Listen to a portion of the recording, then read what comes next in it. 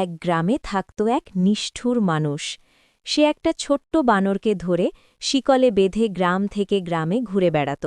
বানরটাকে দিয়ে নাচ দেখাত, লাফালাফি করাত, আর কাজ ঠিকমতো না হলে রাগ করে মারত। বানরটার চোখে সব সময় ভয় আর দুঃখ থাকত।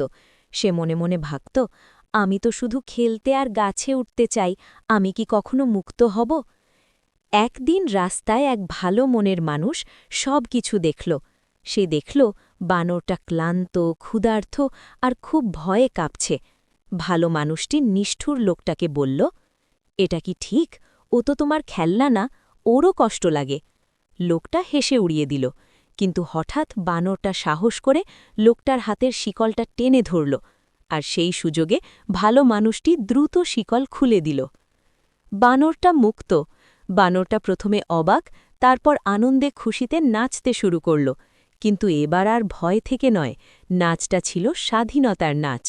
বানরটা ভালো মানুষটার দিকে তাকিয়ে মাথা নুইয়ে ধন্যবাদ দিল, আর দৌড়ে জঙ্গলের দিকে চলে গেল। গাছের ডালে উঠে সে একবার পেছনে তাকাল, তারপর হেসে লাফিয়ে মিলিয়ে গেল সবুজ বনে। এই গল্পের শিক্ষা কি? কোনো প্রাণী খেলনা নয়। দয়া আর সাহস থাকলে অন্যায়ের শিকল ভাঙা যায়।